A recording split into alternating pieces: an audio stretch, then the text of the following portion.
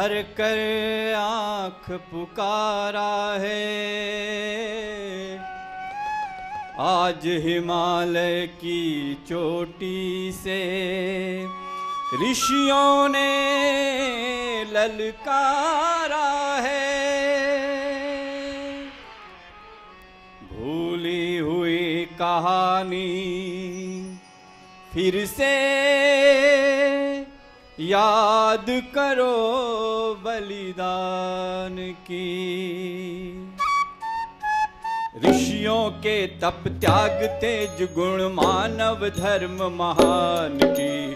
भूली हुई कहानी फिर से याद करो बलिदान की। भूली हुई कहानी फिर से याद करो बलिदान की। ऋषियों के तप त्याग तेज गुण मानव धर्म महान की। भूली हुई कहानी फिर से याद करो बलिदान की।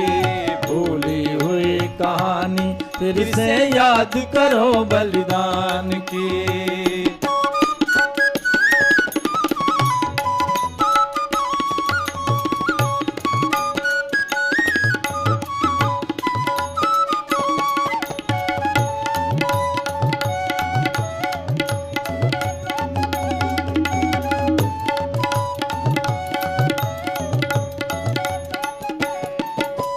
जिस धरती को धर्म का सूरज देता सदा प्रकाश है।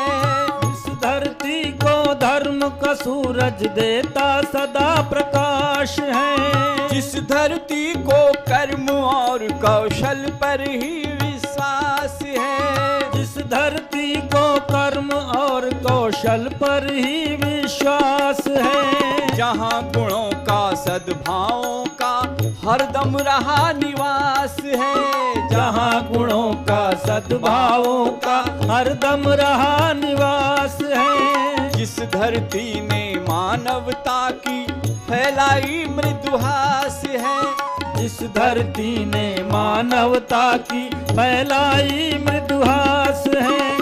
फैलाई मृदुहास है। वह है भारतवर्ष की जिसने ज्योति जलाई ज्ञान की। वह है भारतवर्ष की जिसने ज्योति जलाई ज्ञान की। भूली हुई कहानी फिर से याद करो बलिदान की। भूली हुई कहानी फिर से याद करो बलिदान की।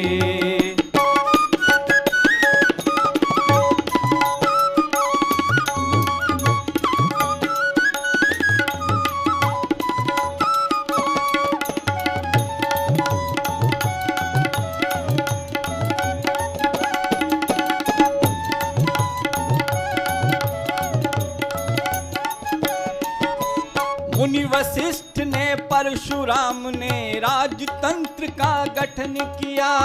मुनि वशिष्ठ ने परशुराम ने राजतंत्र का गठन किया। विश्वामित्र भगीरथ ने था नई सृष्टि का सृजन किया। विश्वामित्र भगीरथ ने था नई सृष्टि का सृजन किया। ऋषि मुनियों ने ज्ञान दान हित सारे जग में भ्रमण किया। ऋषि मुनियों ने ज्ञान दान हित सारे जग में भ्रमण किया। विश्व वंद्य कहलाए इनको सारे जग ने नमन किया। विश्व वंद्य कहलाए इनको सारे जग ने नमन किया।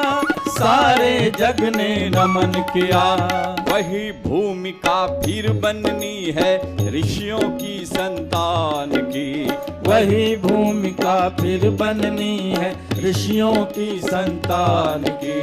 भूली हुई कहानी फिर से याद करो बलिदान की। भूली हुई कहानी फिर से याद करो बलिदान की।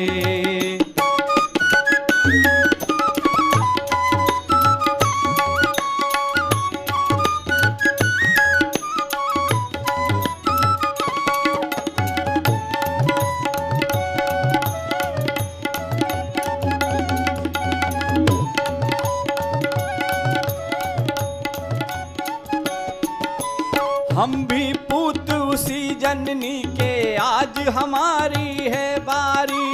हम भी पूतू सी जननी के आज हमारी है बारी। जरा अपने मौन को तोड़ करके इन पंक्तियों को सुन करके आप ताली बजा के जरा दोहराइए, कोशिश कीजिए। हम भी पूतू सी जननी के आज हमारी है बारी। हम भी पूतू सी जननी के करना है कल्याण विश्व का, आज करें वह तैयारी।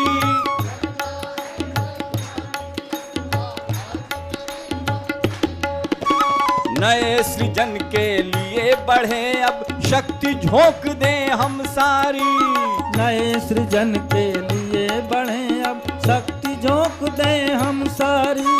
ज्वाला बनकर धधक उठे यह नए सृजन की चिंगारी। ज्वाला बनकर धधक उठे या नए सृजन की चिंगारी। नए सृजन की चिंगारी हमको ही लिखनी है फिर से कथा नए निर्माण की। हमको ही लिखनी है फिर से कथा नए निर्माण की। भूली हुई कहानी फिर से याद करो बलिदान के। भूली हुई कहानी फिर से याद करो बलिदान की। ऋषियों के तप त्याग तेज गुण मानव धर्म महान की। ऋषियों के तप त्याग तेज गुण मानव धर्म महान की। भूली हुई कहानी फिर से याद करो बलिदान के। भूली हुई कहानी फिर से याद करो बलिदान के।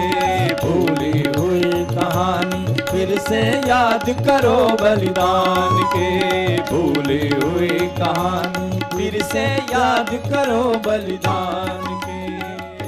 डॉक्टर साहब के नेतृत्व में आज अखिल विश्व गायत्री परिवार विभिन्न देशों में कौन कौन से कार्यों को स्वरूप दे रहा है, आज हम सबको जानने को मिलेगा। वो गीता जो कभी महात्मा गांधी के जीवन में उतरी, वो गीता जो अर्जुन के जीवन में उतरी, वही गीता आज हम सबको भी सुनने को मिलेगी। डॉक्टर साहब से प्रार्थना करते हैं कि आए हुए हमारे शिक्षक बंधुओं भाई बहनों का, कार्यकर्ताओं का आशीर्वादन देकर उन्हें अनुग्रहित करने की कृपा करें। आदरणीय डॉक्टर साहब। कमर सीधी कर लें, दोनों हाथ गोद में रखें। आइए हम सब प्रार्थना करें कि हमारी बुद्धि सन्मार्ग की ओर चले। गायत्री मंत्र हमारे सभी वैदिक मंत्रों में सर्वश्रेष्ठ मंत्र माना गया है और ये कहा गया है कि इसके माध्यम से हम सबसे बड़ी प्रार्थना करते हैं, सद्बुद्धि की प्रार्थना। बुद्धि में प्रकाश आए, बुद्धि में कषाय कलमश छा जाते हैं समय समय पर। दुर्बुद्धि किसी व्यक्ति से न जाने क्या से क्या करा ले, ऐसे में सद्बुद्धि कितनी अनिवार्य है, इसको हमारे ऋषियों ने समझा और प्रार्थना की। प्रार्थना करने के साथ साथ विश्वामित्र ने नूतन सृष्टि का सृजन करने के लिए गायत्री मंत्र का सृजन किया। परम पूज्य गुरुदेव ने उसको जन जन तक पहुँचाया, घर घर तक पहुँचाया और आज आप लोग यहाँ बैठे हैं और गायत्री परिवार के सदस्य के रूप में आप काम कर रहे हैं। आप सभी का स्वागत है। गायत्री मंत्र एक साथ एक स्वर में। ओम भूर्भुवः स्वः तत्सवितुर्वरेण्यं भर्गो देवस्य धीमहि धियो यो नः प्रचोदयात्। ओम गुरुर्ब्रह्मा गुरुर्विष्णु गुरुरेव महेश्वरः गुरुः साक्षात् परब्रह्म तस्मै श्री गुरुवे नमः। अखण्डमण्डलाकारं व्याप्तं येन चराचरं तत्पदं दर्शितं येन तस्मै श्री गुरुवे नमः। मातृवत् लालयित्री च पितृवत् मार्गदर्शिका नमोस्तु गुरुसत्तायै श्रद्धा प्रज्ञायुता च श्रद्धा प्रज्ञायुता च। परम पूज्य गुरुदेव और परमवंदनीय माता जी की सूक्ष्म उपस्थिति में इधर बैठे हमारे बड़े भाई शांति कुंज के सभी कार्यकर्ता, सामने विराजमान विभिन्न प्रांतों के हिमांचल, हमारा उत्तराखंड, पंजाब, उत्तर पश्चिम सभी क्षेत्रों से आए हुए हमारे देवतुल्य भाइयों, देवी स्वरूपा बहनों, शक्ति स्वरूपा माताओं, भगवान ने नर मानव को देव मानव बनाने के लिए जिस कृति को चुना उसका नाम है संस्कृति। जिस कृति के माध्यम से मनुष्य देव मानव बन जाए और ऊंचा उठ जाए, तो संस्कृति की परिभाषा क्या हुई? जो संस्कारवान बना दे और सबसे श्रेष्ठतम कृति हो भगवान की, वो संस्कृति। इसका मतलब ये कि मनुष्य जो है वो संस्कृति के माध्यम से महान बनता है, मनुष्य संस्कृति के माध्यम से ऊंचा उठता है, संस्कृति के माध्यम से मनुष्य को देवत्व मिलता है और मनुष्य सही अर्थों में देव मानव कहलाता है। इस वजह से कहलाता है। कई बार हम लोग संस्कृति ज्ञान परीक्षा की बातें तो करते हैं, पर संस्कृति की परिभाषा आपसे कोई पूछ ले तो, और आपसे पूछे कि संस्कृति का मतलब क्या होता है, आप बताइए, तो हम लोग क्या कहते हैं कि कार्यक्रम होता है ना, सांस्कृतिक कार्यक्रम, उसको संस्कृति कहते हैं। नाच गाना, बोलचाल, ये मतलब ये लोगों के दिमाग में जो बैठा हुआ है, यही बैठा हुआ है कि संस्कृति का मतलब ये होता है। संस्कृति ये नहीं है। संस्कृति का मतलब है परिष्कृति, परिष्कृत कर देना। संस्कृति का मतलब है सुधार देना, जो पिछला था वो उसको सुधार देना, सारे के सारे जितने भी दुर्गुण हैं उनको हटा देना। और जो मनुष्य एक नर पशु का जीवन जी रहा था, उसको देव मानव का और महामानव का और पैगंबर का, अवतार का, इसका जीवन जीने के लिए प्रेरित करना, ये संस्कृति। जब ये संस्कृति जीवन में आती है तो आदमी ऊंचा उठने लगता है। ये संस्कृति की परिभाषा है। जब संस्कृति जीवन में आती है तो आदमी के जीवन में शांति आती है, समृद्धि आती है, प्रगति आती है, सुख आता है। संस्कृति के अभाव में आदमी कभी सुखी नहीं रह सकता। संस्कृति जो है वो हमारे जीवन में कण कण में समाई हुई है, संस्कारों में। जो सारे के सारे हमारे सारा जीवन जो है 24/7 संस्कारों से भरा हुआ है। बेटा जन्मा, संस्कार, बेटे का नामकरण हुआ, संस्कार, बेटे को हमने अन्नप्राशन कराया, संस्कार, बेटे को हमने यज्ञोपवीत पहनाया, संस्कार, बेटे को हमने शादी करी, संस्कार, और बेटे को हमने पढ़ने के लिए भेजा, वेदारंभ, संस्कार। उसके बाद फिर बाद में जब अंतिम समय में जब हमारे न रहने के बाद जब बेटा भी नहीं रहा, तो फिर वो अंत्येष्टि संस्कार, सभी चीज़ संस्कार से युक्त। अग्नि में तपा करके जो चीज़ तैयार की जाए वो संस्कृति है। अग्नि में तपा करके, संस्कारों की अग्नि में तपा करके जिस चीज़ को तैयार किया जाता है वो संस्कृति। जब ये संस्कृति का अर्थ समझ में आ जाता है मित्रों, तो फिर हमारे दिमाग में कोई भ्रम नहीं रहता कि संस्कृति क्या है। भारतीय है क्योंकि भारत से जन्मी है। सा प्रथमा संस्कृति विश्ववारा, ये पहली संस्कृति थी जो विश्व भर में जन्मी, विश्व भर में पहुंची। और ये अकेली संस्कृति है जिसने कि सारे संसार में संस्कारों की लहर फैलाई। ये तो लोग तो पशुओं को मार मार के, पत्थर से मार मार के, मांस खा खा के अपना जीवन जी रहे थे, पशुओं की तरह जीवन जीते थे। ऋषि आए, ऋषियों ने कहा नहीं, ये जीवन जीने की पद्धति नहीं है। ऋषियों ने कहा कि ऋषियों का जीवन जीने की पद्धति इस तरह से होती है जिसमें कि आदमी को शाकाहार जीवन में उतारना पड़ता है, और मृत्यु के बाद क्या होता है ये भी सोचना पड़ता है। आपने किसी को मारा, हिंसा, तो उसके भी परिणाम सोचना पड़ते हैं। गुणों को जीवन में धारण करने से क्या नुकसान और क्या लाभ होता है ये भी धारण करना पड़ता है। स्वर्ग और नरक की अवधारणा जीवन में धारण करना पड़ती है। जब ये ऋषियों ने समझाया तब समझ में आया हमारे कि ये चीज़ें हैं। तो संस्कृति के अंतर्गत करीब करीब 20 विषय आते हैं। 20 सारे विषय नहीं बता पाऊंगा, पर थोड़े थोड़े टच कर दूंगा। स्वर्ग नरक की अवधारणा संस्कृति की अवधारणा है। धर्म अर्थ काम मोक्ष की अवधारणा संस्कृति की अवधारणा है। जीवन के 4 पुरुषार्थ हैं, धर्म, अर्थ, काम और मोक्ष। ये चीज़ें इसलिए ज़रूरी है जानना कि हमने संस्कृति को बहुत छोटा मान लिया है, बहुत छोटा। और वो छोटा मान लेने से क्या हो गया कि संस्कृति एक ऐसा शब्द बन के रह गया है जिसमें कि सब हमने एक परीक्षा कराते हैं, साल में एक बार होती है, और वो परीक्षा बच्चे पढ़ लेते हैं और पास हो जाते हैं, तो हम उनको पुरस्कार दे देते हैं। संस्कृति ज्ञान परीक्षा इतनी नहीं है। संस्कृति ज्ञान परीक्षा हर कण कण में, हर व्यक्ति के कण कण में, जीवन के सुबह से लेकर शाम तक के क्षण क्षण में संव्याप्त हो और उसके जीवन में उतरे, उसके माता पिता के जीवन में उतरे, उसके परिवार में उतरे, तब तो संस्कृति है, नहीं तो नहीं संस्कृति नहीं, तब तो संस्कृति है। तो संस्कृति जब हम समझ लेते हैं तो फिर उसके बाद हमारे जीवन में किसी प्रकार का कोई अभाव नहीं रहेगा। गीता कहती है मनुष्यानाम सहस्त्रेषु कश्चित् यतति सिद्धये, हजारों लाखों व्यक्तियों में से न जाने कितने व्यक्ति मेरे को पाने का प्रयास करते हैं। देखो आप कितने मंदिर हैं, 7 लाख से ज़्यादा शिवालय भारत में हैं, भारत या भारत से बाहर माली सब मिलाकर हर मंदिर में एक शिवालय है, हर मंदिर हर हर हर गांव में एक मंदिर है, हर गांव में एक शिवालय है। मनुष्यानाम सहस्त्रेषु कश्चित् यतति सिद्धये यततामपि सिद्धानाम कश्चिन् माम वेत्ति तत्वतः। जो सिद्धि को प्राप्त कर भी लेते हैं तो उनमें से कुछ ही लोग होते हैं जो मुझे जान पाते हैं मैं कौन हूँ, मैं कौन, भगवान कौन है। मैं आपसे पूछता हूँ भगवान कौन है बताइए। आप इतने बुजुर्ग हो गए, इतने बड़े कार्यकर्ता हो गए, भगवान की परिभाषा बताइए, भगवान की परिभाषा बताइए जी। बहुत बढ़िया है, बहुत बढ़िया। बिल्कुल गुरुदेव ने इतना अच्छा घोट घोट के पिलाया है कि हमारे हर बार मैं जब पूछता हूँ तो जवाब सही आता है। आदर्शों, श्रेष्ठताओं, सत्प्रवृत्तियों का समुच्चय, समूह, अच्छाइयों का समूह ही भगवान है। तो जब भगवान को तत्व से जानना है ना, अच्छाइयों को तत्व से जानना, वो बिना अच्छाइयों को तत्व से जानना आदमी जुड़ेगा कैसे? अगर आदमी नहीं जुड़ेगा अच्छाइयों से तो अच्छा कैसे बनेगा?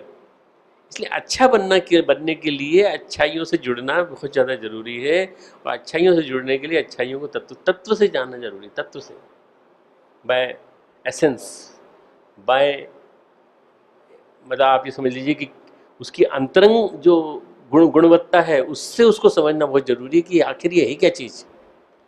जब आप समझ लेते हैं कि ये ऐसा होता है, अच्छाइयों से जुड़ा हुआ है, तो इसका मतलब ये कि जहाँ अच्छाइयाँ हैं, जहाँ दान है, जहाँ परोपकार है, जहाँ लोकहित है, जहाँ जनता की सेवा है, जहाँ इस धरती का श्रृंगार है, जहाँ जल की रक्षा हो रही है, जहाँ पर कहीं भी किसी भी रूप में हम पर्यावरण को संरक्षित कर रहे हैं, यहाँ सब जगह संस्कृति मौजूद है। फिर संस्कृति का विस्तार कितना बड़ा हो गया, भगवान का विस्तार कितना बड़ा हो गया, भगवान इतना बड़ा हो गया। इस भगवान को अपने जीवन में उतारना ये संस्कृति कहलाती है।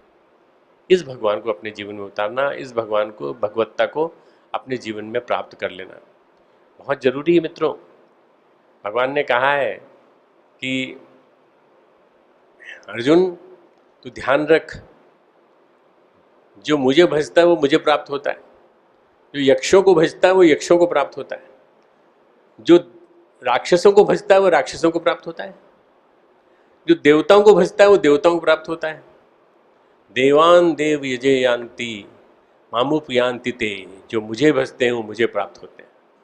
हम में से कितनों ने भगवान को माना? मित्रों, मैं हजारों लाखों व्यक्तियों से मिलता हूँ अपने इस 65 साल के जीवन में, न जाने कितने तरह के, न जाने कितने वैरायटी के आध्यात्मिक स्तर के भी और कई तरह के लोगों से मिला हूँ मैं, और मैंने देखा है कि उनके जीवन में भगवान नहीं है। बाहर का ढोंग तो है बाहर भगवान का, पर भगवान नहीं है। क्यों नहीं है? क्योंकि भगवान का मर्म भी समझ में नहीं आया उनको, भगवान का मर्म भी समझ में नहीं आया। यदि भगवान नहीं है तो फिर आप जीवन में क्या उतार रहे हैं? भगवान कहते हैं मुझे पाने के बाद पुनर्जन्म नहीं होता, पुनर्जन्म न भवति मामोपयान्ति ते। मेरे को पा लिया तो फिर पुनर्जन्म नहीं होगा। तो पुनर्जन्म क्यों नहीं होना जरूरी है? पुनर्जन्म इसलिए नहीं होना चाहिए कि पुनर्जन्म का मतलब होता है इस योनि में आपने जो कर्म किए हैं उसके हिसाब से आप बनोगे। लालची रहे हो तो आप जरूर कोई ना कोई ऐसा जीव बनोगे, ऐसे जीव जंतु बनोगे, और वही जीवन जो है आपका जीना पड़ेगा, और फिर घूम घाम के 84 लाख योनि के चक्कर में आओगे। क्यों ऐसा करें? हम ऐसा क्यों ना करें? इतना श्रेष्ठ गुरु मिला हमको, इतने श्रेष्ठ गुरु के साथ साथ इतना श्रेष्ठ मार्गदर्शन मिला हमें संस्कृति के माध्यम से, अपने आप को और अपने माध्यम से हजारों लाखों व्यक्तियों को जो हमसे प्रभावित हैं संस्कृति ज्ञान परीक्षा के माध्यम से या गायत्री परिवार की धारणाओं के माध्यम से, हम उन सबको ताड़ दें, मामुपयान्ति ते, वो मेरे को प्राप्त होते हैं, मुझे प्राप्त होते हैं। भगवान को प्राप्त होना बहुत मुश्किल काम है। भगवान को प्राप्त होना बड़ा मुश्किल काम है। भगवान को प्राप्त होना यानी फिर पुनर्जन्म के चक्कर समाप्त, पूरी तरह समाप्त। पर भगवान याद आए तब ना, अंतिम समय में भी याद नहीं आता भगवान। भगवान ने कहा कि अंतिम समय में भी अगर प्रयाण काल च अपि, प्रयाण काल में भी यदि मेरे को तू याद कर लेगा, ऐसा कहते हैं अजामिल को तार दिया उन्होंने और गण उसको तार दिया। ये क्यों तार दिया? क्योंकि अंतिम समय में भगवान का नाम मुंह से निकला है। केवल नाम मात्र लेने से ये भगवान का स्मरण आ गया। भगवान का स्मरण उस समय आना बड़ा मुश्किल है। हजारों लाखों करोड़ों व्यक्ति शरीर त्यागते हैं, उनके मुंह में तुलसी का दल डाला जाता है, उनको जल पिलाया जाता है और कहा जाता है भगवान को याद करो पिताजी, भगवान को याद करो, अंतिम समय आ गया है। और पिताजी नहीं याद करते, पिताजी हिसाब किताब में लगे रहते हैं आखिरी समय तक।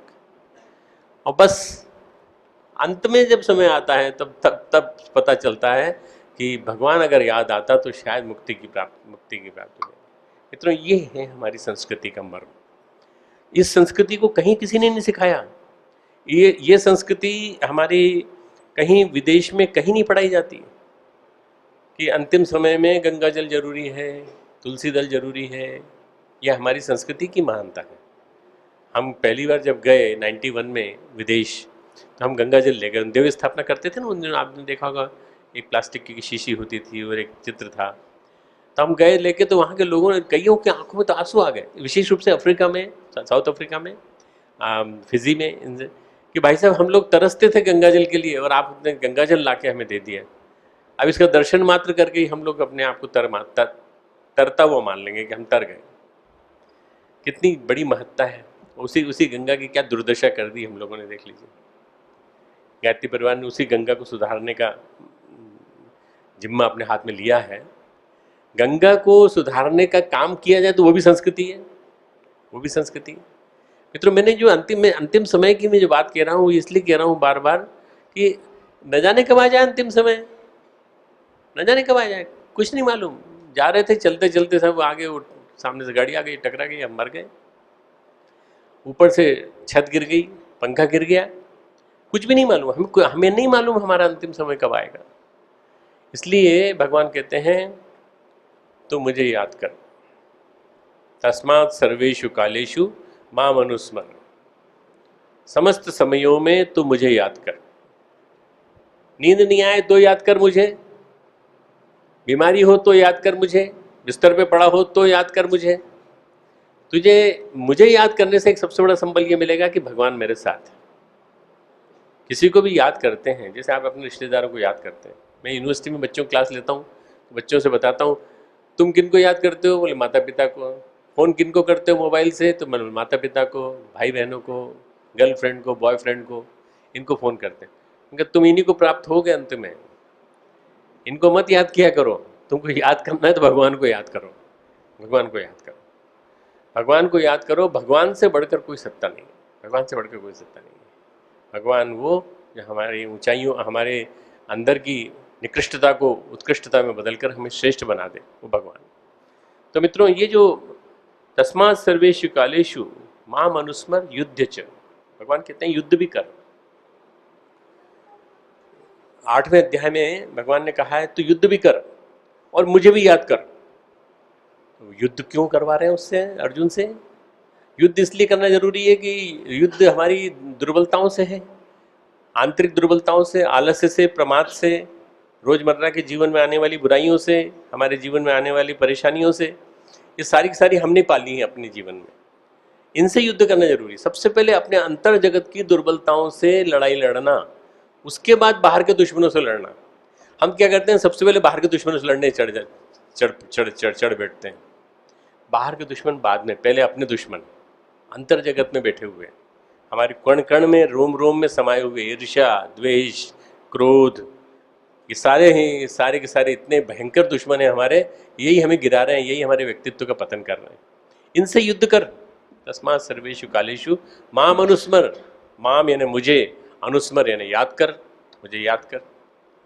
गीता बड़ी सरल है। गीता को संस्कृत, गीता की संस्कृत से लोग कभी कभी डरते हैं, तो संस्कृत देववाणी है, और देववाणी को जितनी बार बोला जाए उतनी बार पुण्य मिलता है, ऐसे कहा जाता है। एक और बात कही है भगवान ने गीता में, तस्मात् सर्वेषु कालेषु योग युक्तो भवार्जुन। न जाने कब से, सालों से, हजारों सालों से योग के बारे में लोगों को जानकारी थी, और न जाने कहाँ से ये IDY आ गया, इंटरनेशनल डे ऑफ योग, और हमारे मोदी जी ने उसको सबके लिए कर दिया। अब देखिए, जो जिसको देखिए वो सब तैयारी कर रहे हैं कि कहीं कमी नहीं रह जाए। अरे ये हाथ पांव हिलाना योग नहीं है, आत्मा और परमात्मा का मिलन योग है। आत्मा परमात्मा का मिलन जिस दिन समझ में आ जाएगा उस दिन योग समझ में आ जाएगा। मित्रों, ये इतनी सारी बातें चल रही हैं योग के बारे में कि योग की ये चीज़ें हैं, योग की ये, हाँ, योग स्वास्थ्य के लिए ज़रूरी है, होलिस्टिक हीलिंग के लिए ज़रूरी है। योग निश्चित रूप से हमारी लाइफस्टाइल को ठीक करता है, इसमें कोई दिक्कत नहीं। पर योग का जो सबसे बड़ा स्वरूप है वो है युञ्जन्ते इति योग। तो भगवान कहते हैं तस्मात् सर्वेषु कालेषु योग युक्तो भवार्जुन। हे अर्जुन, तो योग युक्त हो जा, हर समय योग से योगमय रहे। तो सांस कैसी? योगमय। चलना कैसा? योगमय। बैठे तो आसन कैसा? योगमय। पाँव पे पाँव चढ़ा के नहीं बैठना, बिल्कुल सीधे बैठना, और बैठते समय कमर सीधी रखना, स्थिरम सुखम आसनम। अनुशासित जीवन, अति योगानुशासनम। मतलब जितनी भी चीज़ें योग में बताई गई हैं वो चीज़ें अपने जीवन में 24 घंटे उतारने की कोशिश करो, तो आपका क्या होगा? सब कुछ सही होगा। युक्त आहार विहारस्य, आहार भी सही हो, खान पान भी सही हो। आज देखिए इतने सारे लोग आएंगे वहाँ पर, अगर ये सब एक शपथ ले लें, केवल एक शपथ, युक्त आहार, बस। दूसरी शपथ ले लें, युक्त विहार। युक्ताहार विहारस्य युक्त आहार विहारस्य युक्त स्वप्नावबोधस्य योगो भवति दुःखा। युक्त चेष्टस्य कर्मसु। युक्ताहार विहारस्य युक्त चेष्टस्य कर्मसु। हमारी चेष्टाएं भी योगी जैसी हों, हमारे सोने का पैटर्न भी योगी जैसा हो, जब सो करके उठे तो भी वो योगी जैसा हो। सबसे पहले 3 चीज़ों को महत्व समझ लीजिए योग में, 3 चीज़ों को, तप, स्वाध्याय, ईश्वर प्रणिधान। तप, स्वाध्याय, ईश्वर प्रणिधान, ये पतंजलि ने लिखा है। तप करना सीखिए, मिनिमम में संतोष करना सीखिए, ब्राह्मणत्व का जीवन जीना सीखिए। तप यानी कम से कम में संतोष करना। नेपोलियन ने एक बात बहुत अच्छी कही है, मेरे पास 2 सिद्धियां हैं। पहली सिद्धि, मैं बहुत कम खाता हूँ। मालूम नहीं सिद्धि कैसे कहेंगे आप इसको, तो बोले मैं बहुत कम खाता हूँ इसलिए मैं हल्का फुल्का रहता हूँ। और दूसरा, मैं कहीं भी सो सकता हूँ, मैं घोड़े की पीठ पे भी सो जाता हूँ, और नींद ले लेता हूँ, और जितनी देर नींद लेता हूँ उतनी देर मेरे को, जितना मैं देर चाहता हूँ उतनी देर नींद लेता हूँ। बस इन 2 सिद्धियों से मैंने आल्स तक मुकाबला किया। मित्रों, युक्ताहार विहारस्य युक्त चेष्टस्य कर्मसु। मैं तो कहता हूँ इनमें युक्त, आप बाकी चीज़ों को छोड़ दीजिए, युक्त चेष्टस्य, चेष्टाएँ हमारी, प्रयास भी सही हो। युक्त स्वप्नाव, निद्रा भी हमारी सही हो, आज निद्रा भी गड़बड़ा गई है। युक्त स्वप्नावबोधस्य, नींद भी हमारी गड़बड़ा गई है, जगना भी गड़बड़ा गया है। दुखनाशक योग आपका हो जाएगा यदि आपने 2 चीज़ें चालू कर दी। जितने ये कल Guinness book of world record बनाने के लिए 21 तारीख के दिन जो इकट्ठे हो रहे हैं, 6,000 7,000 लोग पूरे विश्व में, अगर ये मान लीजिए कि पूरे विश्व में इकट्ठे हो रहे हैं, 1 लाख 1.5 लाख या मान लीजिए 10 लाख इकट्ठे हो रहे हैं, ये 10 लाख लोग एक शपथ ले लें, युक्त आहार, हम पिज़्ज़ा नहीं खाएंगे कभी, हम फालतू की चीज़ें कभी नहीं खाएंगे, हम सिंपल सा सादा सा भोजन करेंगे, हम अनावश्यक चीज़ें नहीं खाएंगे, हम पेट भरा होगा तो उस समय नहीं खाएंगे। गुरुदेव ने कहा मनुष्य ऐसा जानवर है जो जब चाहे तब खा सकता है, बाकी जानवर तो नहीं खाते, बाकी जानवर तो बड़े समझदार हैं। शेर जब शिकार कर लेता है तो 4-5 दिन तक नहीं खाता। कई बार उसको सियार और लोमड़ी आके कहते हैं कि भाई साहब खा लीजिए, नहीं हमको नहीं खाना। अच्छा आप शिकार कर लेना, थोड़ा सा आप खाना, बाकी हम सब खा लेंगे। नहीं खाना ना, मना कर दिया, एक बार झिड़की देते हैं तो सब भाग जाते हैं। क्यों? आज हमने शिकार किया है, 4-5 दिन तक हम इसको पचाएंगे, पानी पिएंगे, पानी पी कर आएंगे, और जब पच जाएगा अच्छी तरह से तब हम जा कर के अपने लिए दूसरे शिकार ढूंढेंगे। आपको नहीं लगता कि मनुष्य जो है वो शेर की तरह से नहीं जीता, बल्कि किसकी तरह जीता है? गीदड़ और लोमड़ी की तरह से जीता है। और जानवरों की तरह जीता है। आपके सामने खाना खाने के बाद अगर कोई एक छोटी सी थाली ले आए जिसमें कि मिठाइयाँ रखी हों और कहे भाई साहब एक तो चलेगा, भाई साहब को देख क्या 5-4-5 चल जाएंगे, कोई दिक्कत नहीं, पचा लेंगे, कोई दिक्कत नहीं। डायबिटीज़ है कोई बात, एक गोली एक्स्ट्रा ले लेंगे, उसमें क्या फर्क पड़ेगा। ये हमारी कमियां हैं। आप एक वचन ले लीजिए सब लोगों से, जीवन शैली गड़बड़ा गई है, पूरी पूरी सुबह शाम तक की जीवन शैली गड़बड़ा गई। बैठे हैं तो लेटे लेटे देख रहे हैं टीवी देख रहे हैं तो बहुत देर तक देख रहे हैं, और न जाने कितने तरह के वीडियो गेम्स आ गए हमारे पास। ये खिलौना आ गया, ये वाला, ये इस खिलौने ने आके सबका जीवन बदल दिया पूरा पूरा। पिछले 15 साल में आधुनिकता इतनी तेजी से आई है, मशीनीकरण इतनी तेजी से हुआ है कि हमारी संस्कृति पूरी तरह से सभ्यता के द्वारा प्रभावित हो गई। अब मैं एक दूसरे शब्द पे आ गया, सभ्यता। तो क्या संस्कृति और सभ्यता अलग अलग है? हाँ, दोनों अलग है, दोनों अलग अलग है। संस्कृति आध्यात्मिक वर्ड है तो सभ्यता भौतिक वर्ड है, भौतिकतावादी वर्ड है, जिसमें कि आपको कैसा होना चाहिए, कैसे कपड़े पहनना चाहिए, कैसे सजना चाहिए, कैसे आपके बच्चे को आपको तैयार करके टाई पहना करके भेजना चाहिए। आपने टाई पहना के उसको भेज दिया कॉन्वेंट और वो जाके टाई से नाक पहुँचता है, उसको तो मालूम ही नहीं है कुछ। क्या फ़ायदा फिर? ऐसी टाई पहनाने से क्या फ़ायदा? हमारे देश में सभ्यता का प्रचार प्रसार 1947 के बाद, अंग्रेजों के जाने के पहले से भी था। उनके बाद जो है पहले राय बहादुर लोगों ने, इन लोगों ने जीवन में जिंदा रखा। उसके बाद जो है इंग्लिश स्कूल आ गए, कॉन्वेंट स्कूल आ गए, इन्होंने खूब प्रचार प्रसार किया। और उसके बाद फिर देखते देखते मशरूम की तरह से बाढ़ आ गई, मशरूम की तरह से। आप देखिए फफूंद की तरह से फैल गए चारों तरफ, school school school school school school. आप कितने स्कूलों में जाते हो? ढेर सारे स्कूलों में जाते हो, आप देखते हो वहाँ पे क्या क्या कितने तरीके की चीज़ें हो रही हैं। कभी उनका डांस देख लीजिए, कभी उनका वो कार्यक्रम देख लीजिए, सांस्कृतिक कार्यक्रम, तो आपको लगेगा ये क्या हो रहा है यहाँ पे। ये जो सभ्यता है, इस सभ्यता ने आदमी को विकृत जीवन शैली अपनाने को मजबूर कर दिया। सभ्यता शिक्षा से आती है और संस्कृति विद्या से आती है। संस्कृति को विद्या से लाना पड़ेगा आपको। भगवान कृष्ण गीता में कहते हैं अध्यात्म विद्या विद्यानाम, मैं समस्त विद्याओं में अध्यात्म विद्या के रूप में मौजूद हूँ। बाकी सारी विद्याएं अलग एक तरफ और अध्यात्म विद्या एक तरफ। 10वें श्लोक में विभूति जो अध्याय है उसमें भगवान कृष्ण कहते हैं मैं सारी विद्याओं में मैं अध्यात्म विद्या के रूप में मौजूद हूँ। तो अध्यात्म विद्या को ही मानिए ना प्रमुख, और सबको क्यों मानते हैं? ये सब भौतिक विज्ञान भी अच्छा लगता है, रसायन विज्ञान भी अच्छा लगता है, पढ़ने के लिए अच्छा लगता है, पढ़ो उसमें क्या दिक्कत है।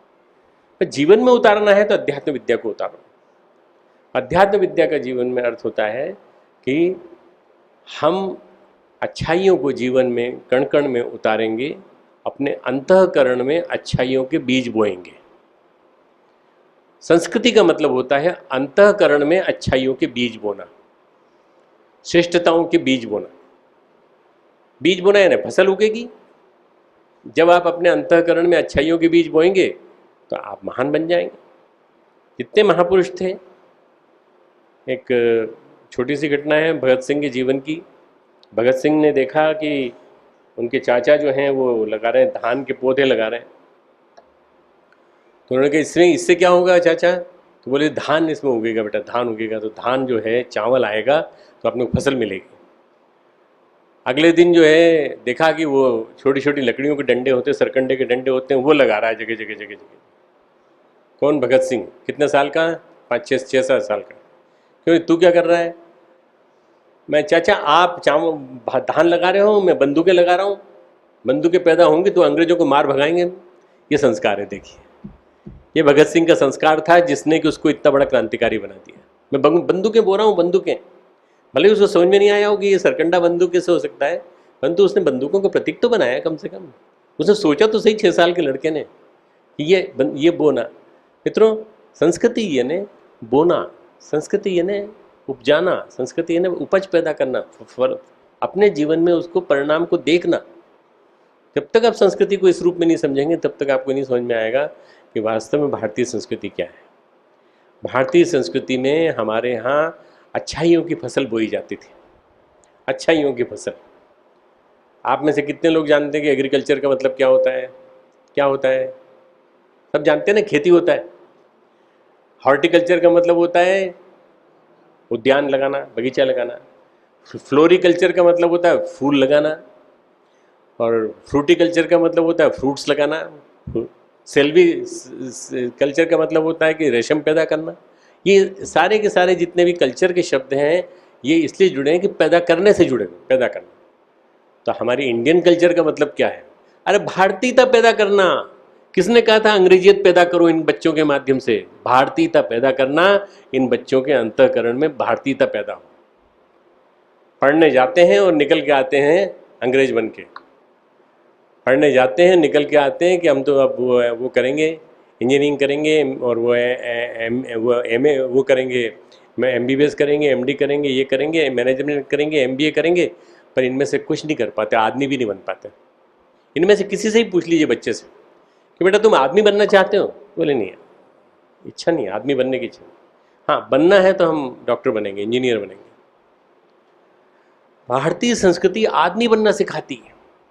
आप इतने सारे बच्चों से मिलते हो, आप उनसे सबसे पहले एक प्रश्न पूछा करो, तुम में से कौन शिक्षक बनना चाहता है? ये बताओ। आप अपने बच्चों से पूछो, तुम में से कौन बच्चे शिक्षक बनना चाहते? कोई नहीं बनना चाहता। शिक्षक कोई नहीं बनना चाहता। क्यों? अरे शिक्षक बनने में क्या है रखा है? मास्टर। हम देखिए, हम सब ये इतने सारे बैठे, हम मास्टर हैं, हम सब टीचर हैं, और हम तो बड़े गर्व के साथ रहते हैं, हमारा बड़ा सम्मान होता है, और हम जहाँ जाते हैं हमारा लोग मानते हैं हमको कि जो भी बात बताते हैं बहुत बढ़िया बात बताते हैं। वही तो, जब हमारा सम्मान होता है तो आपका क्यों नहीं सम्मान होगा? और आपके बच्चों का सम्मान क्यों नहीं होगा यदि आपके बच्चे शिक्षक बनेंगे तो? मित्रों, शिक्षक जो है ये शिक्षा के साथ साथ विद्या को भी गूंथ दे, और शिक्षा और विद्या दोनों को मिला करके पढ़ा दे तो आनंद आ जाए। शिक्षा यानी सभ्यता, और विद्या यानी विनम्रता, सुसंस्कारिता, शिष्टता। इन दोनों को गूंथ दे, इन दोनों को मिला दे तो आनंद आ जाए। आज की शिक्षा में सबसे बड़ी कमजोरी यही है, सबसे बड़ी कमी यही है। आज की शिक्षा मनुष्य को एक प्रकार से ब्रह्म राक्षस बना रही है, ब्रह्म राक्षस। आप देख लीजिए, इतने सारे केसेस हो रहे हैं, इतने सारे बाल्यकाल में रेप के केसेस हो रहे हैं, अपने सहपाठी के साथ केसेस हो रहे हैं, और चोरी के केसेस हो रहे हैं, दुनिया भर के अपराधों के केसेस हो रहे हैं। क्यों हो रहे हैं? कारण केवल एक, उसका केवल कारण है। इसका कारण ये कि शिक्षा में प्राण नहीं रह गया, निष्प्राण शिक्षा है, निष्प्राण। किताब पे आधारित शिक्षा है। अगर आपने किताब पे आधारित संस्कृति कर दी केवल, तो मात्र संस्कृति रह जाएगी, किताब में रटी हुई, और फर्स्ट तो आ जाएगा लड़का संस्कृति ज्ञान परीक्षा में, पर वो जीवन में उतरा कि नहीं ज्ञान उसके। प्रैक्टिकल भी करा के देखिए कि बेटा अगर कोई गरीब बच्चा आ जाए तो तुम उसको जगह दोगे कि नहीं अपने पास बैठने की? कोई गंदा बच्चा आ जाए तो तुम उसको कपड़े साफ करने के बारे में समझाओगे कि नहीं, कपड़े कैसे साफ करना चाहिए? कोई भूखा हो तो उसको पहले तुम खाने को दोगे, या तुम उसको तुरंत सिखाना चालू कर दोगे कि ऐसे नहीं रहा जाता, ये कोई तरीका है रहने का? ऐसे नहीं मित्रों, आदमी को सही अर्थों में जीवन जीने का तरीका सिखाना पड़ेगा, जीवन जीने का तरीका। और ये संस्कृति जो है ये जीवन जीने का तरीका सिखाती है। जीवन जीने की शैली जो हमारे जीवन में उतार दे वो संस्कृति और सभ्यता, विद्या और शिक्षा, भौतिकी, आत्मिकी और भौतिकी, अध्यात्म और भौतिकवाद, ये पैरेलल चलते हैं दोनों के दोनों, तो दोनों साथ साथ जरूरी है। शिक्षा के बिना विद्या अधूरी है, शिक्षा पढ़ना जरूरी है। हाँ, गुरुदेव जैसे महापुरुष अलग होते हैं जो केवल 5वीं तक पढ़े तो भी मन लगा के पढ़े, और 5वीं तक पढ़ने के बाद उन्होंने जो साधना की वो साधना इतनी उच्च कोटि की कि उनको फिर किसी किताब को पढ़ने की जरूरत नहीं पड़ी। किताब पे हाथ रख देते थे, वो सब याद हो जाता था। मुझे तो अभी तक याद है, अपनी बेवकूफ़ी याद है, जब मैं किताबें खरीद के लाता था। एक बार पहली बार जब मैं किताब खरीद के लाया बनारस से, तो करीब 350 किताब खरीद के लाया था। बॉक्स में से निकाली, गुरुदेव के सामने रखी। गुरुदेव प्रसन्न हो जाते थे किताब देख के, नई नई किताबें सब देखी उन्होंने, खूब पलटी, इधर उधर पलटी, देखी पूरी। उन्होंने कहा अच्छा ठीक है बेटे, बहुत बहुत अच्छी किताबें लाए। कुछ ऐसी हैं जो इधर उधर की हैं, कोई बात नहीं, इतने बड़ी चेन में 10-12 चलती हैं। मैंने उठाना चालू किया, उनको बांधना चालू किया। अरे क्यों बांध रहे हो? मैंने कहा हम नीचे ले जाऊंगा। तो बोले नीचे क्यों ले जाओगे? उन्होंने कहा लाइब्रेरी में रखूंगा। बोले नहीं, मैं रात को पढ़ूंगा। यहीं रहने दो, यहीं रहने दो, यहीं रख दो। मेरा दिमाग क्या सोच रहा था, मेरा चिकित्सक दिमाग, मेरा भौतिकवादी दिमाग, मेरा वैज्ञानिक दिमाग ये सोच रहा था कि गुरुदेव 5वीं तक पढ़े हुए, गुरुदेव क्या जरूरत है इन सब चीज़ों की? विज्ञान की बड़ी जटिल किताबें हैं, फिलोसफी की बड़ी जटिल किताबें हैं, ये क्या करेंगे गुरुदेव पढ़ के? मेटाफिजिक्स की किताबें क्या करेंगे पढ़ के? गुरुदेव करें तो सब यहीं पे। फिर मैंने क्या किया, मैं इंग्लिश की किताबें अलग कर दी, हिंदी किताबें अलग कर दी। उन्होंने कहा तुमसे कहा ना ये किताबें सारी एक जगह रखो, उठ जाओ, चलो जाओ नीचे उतर जाओ, कल सुबह इनको आके ले लेना।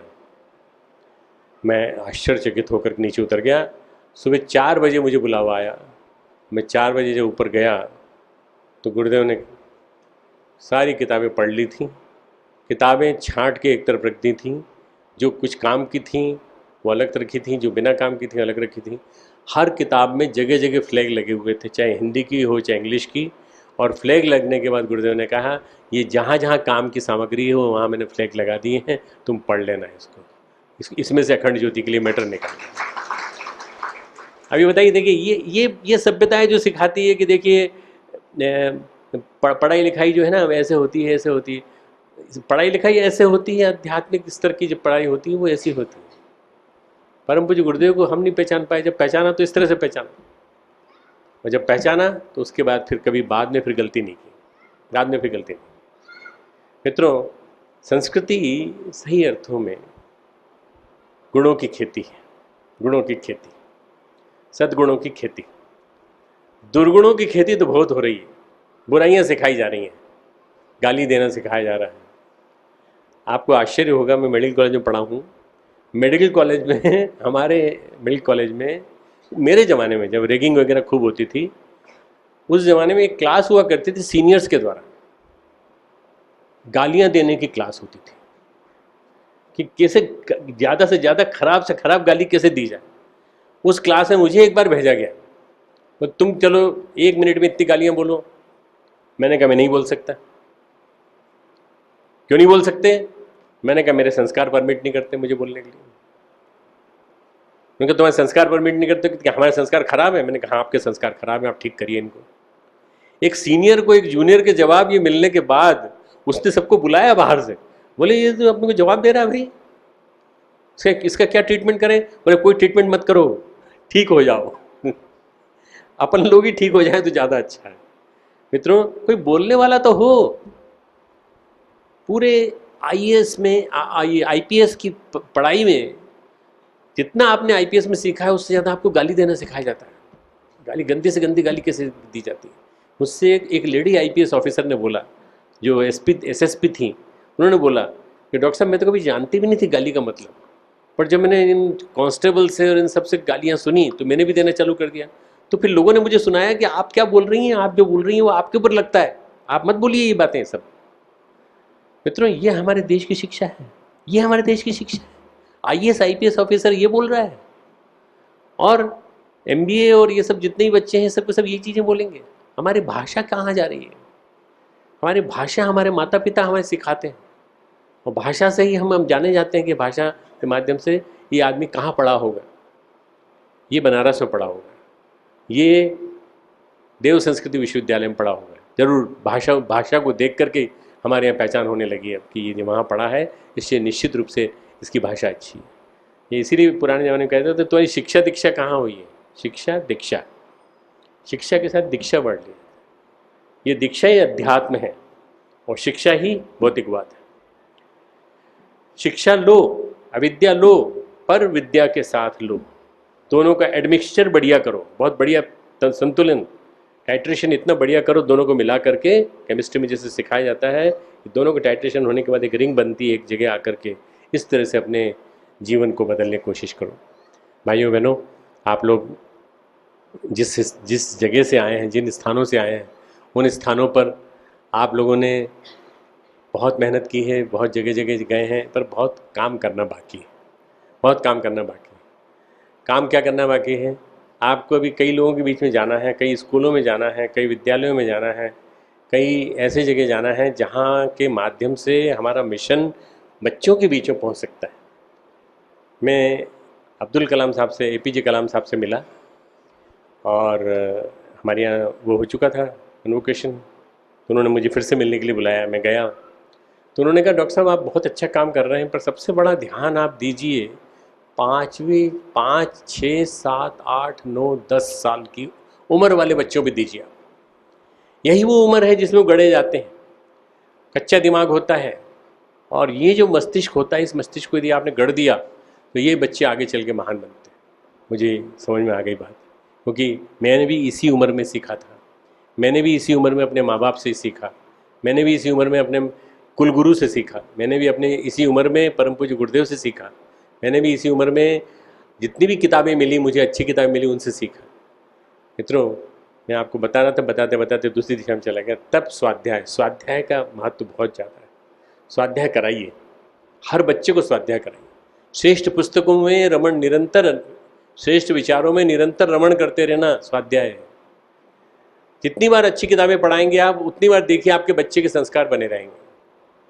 और अच्छी पुस्तकों से मेरा क्या मतलब है? श्रेष्ठ पुस्तकों का चिंतन, श्रेष्ठ विचारों का चिंतन, महापुरुषों के जीवन का चिंतन, कैसे महापुरुष बने, कैसे उनके जीवन में महानता बने।